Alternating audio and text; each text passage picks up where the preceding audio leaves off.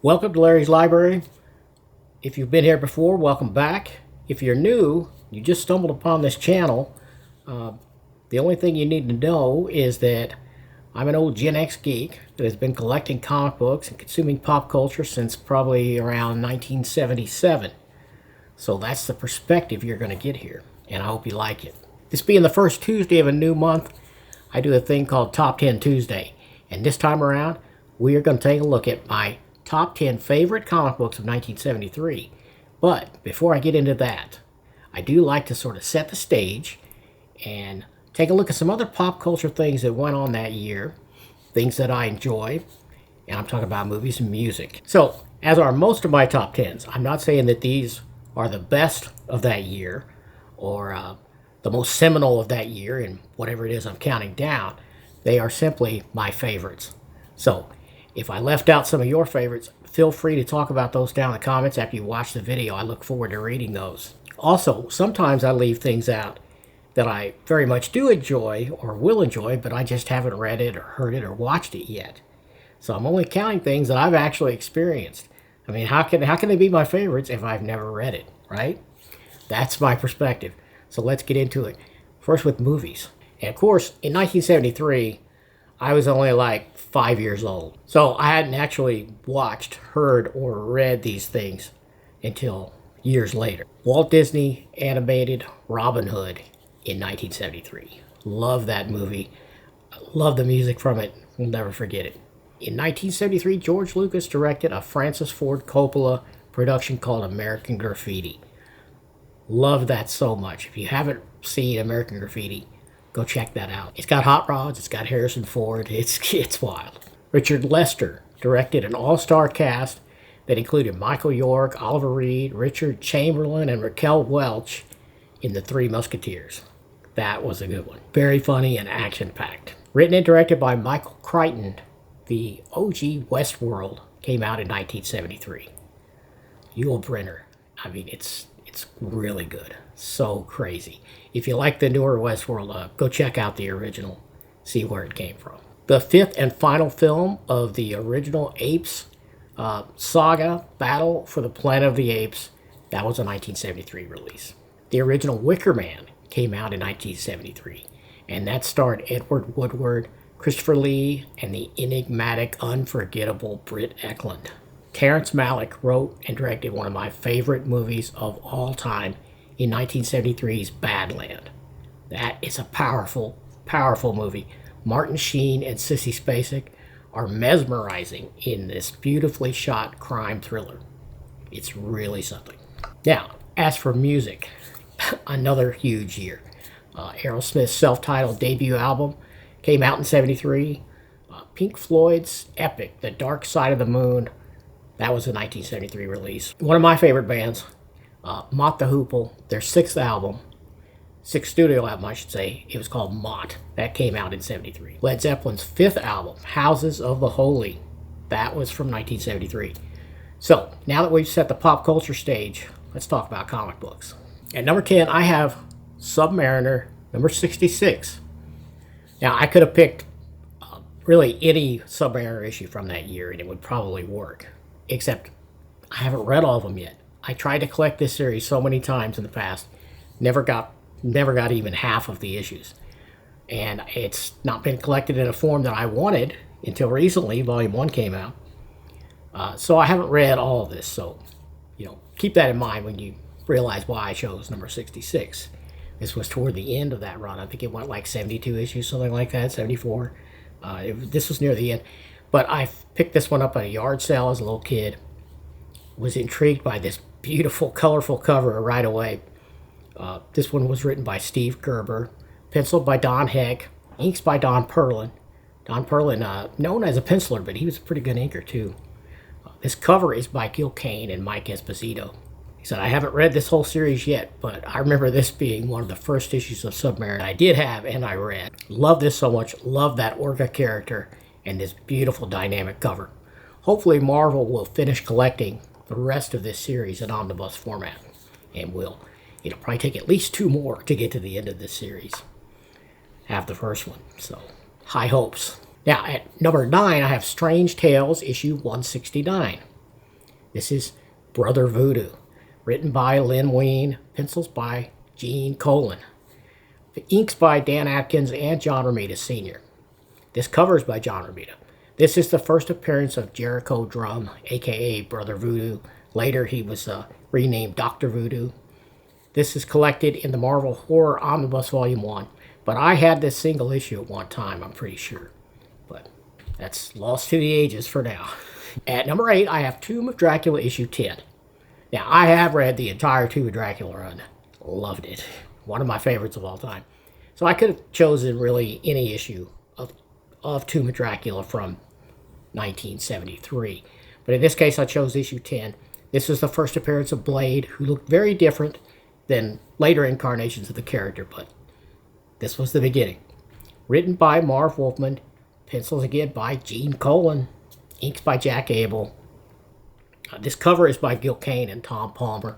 Love Tom Palmer inks. Just what a hellacious inker he was. Now, I actually had the single list at one time. I did sell it when I started changing over to all, well, I shouldn't say all, but mostly collected editions. And this one, I own it now in the Tomb of Dracula Omnibus Volume 1. At number 7, I have Captain Marvel issue 29. Written and drawn by Jim Starlin, inks by Al Milgrom.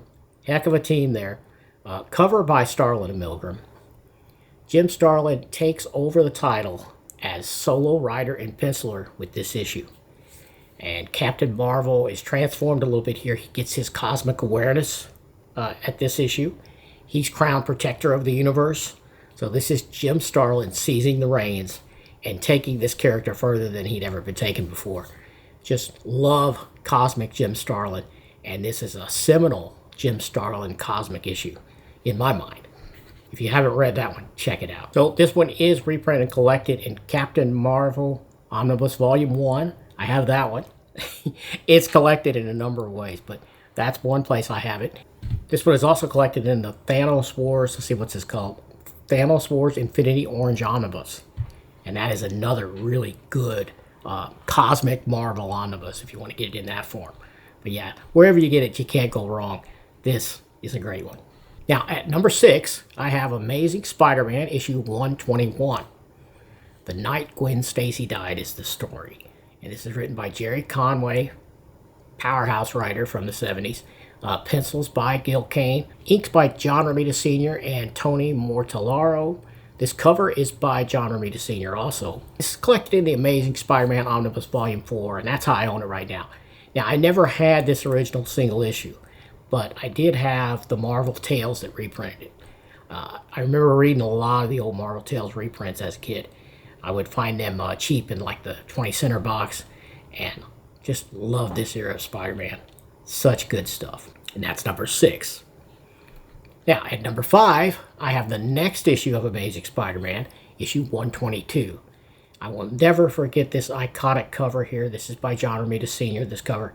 Love this. This is the Goblin's Last Stand, and this continues the Gwen Stacy storyline.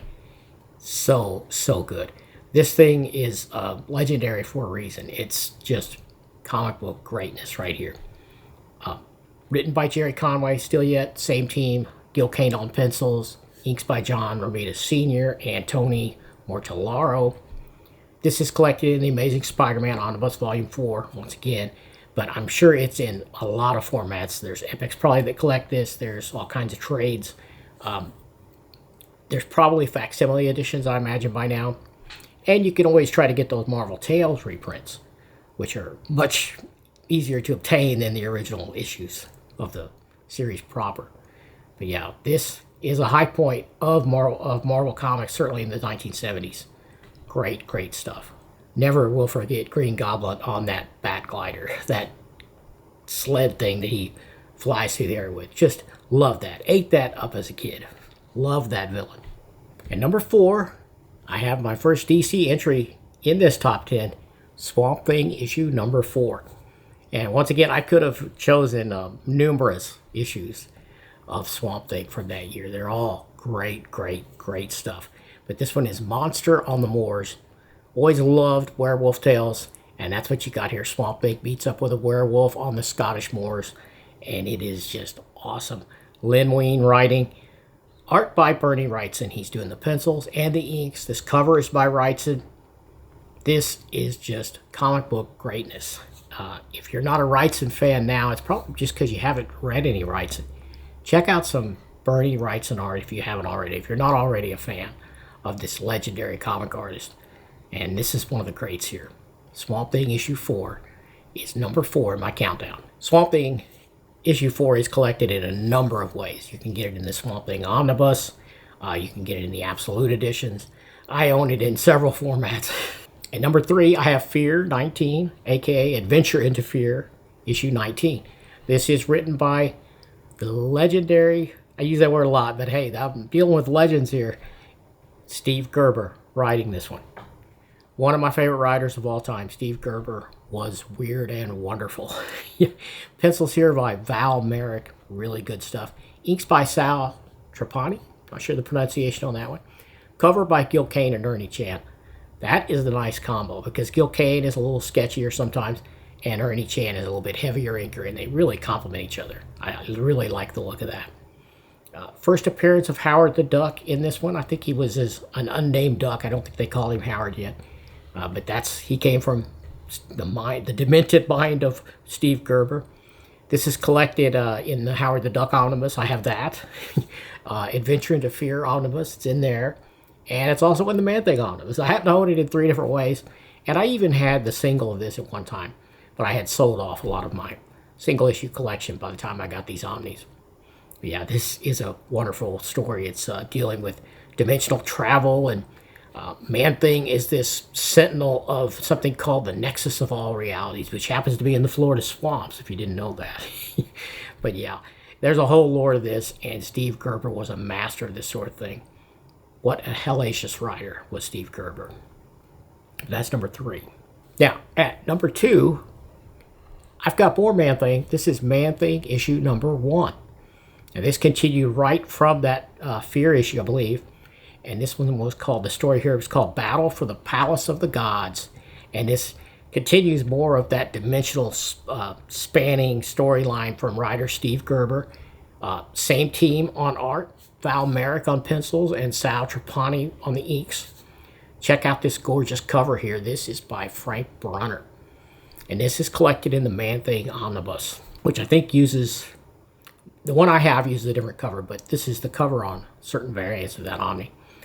Just love this. Love the Man-Thing. Always have. Fantastic character.